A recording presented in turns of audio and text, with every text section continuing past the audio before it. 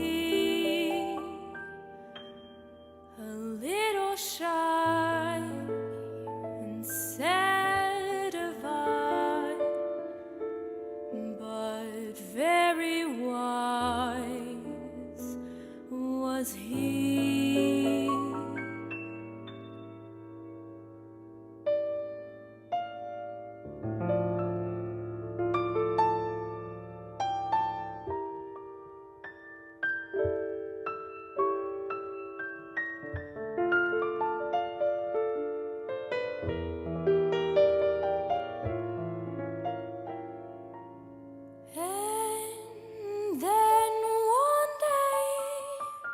One magic day, he passed my way,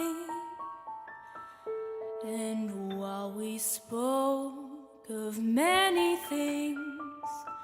fools and kings, this he said to me: the greatest thing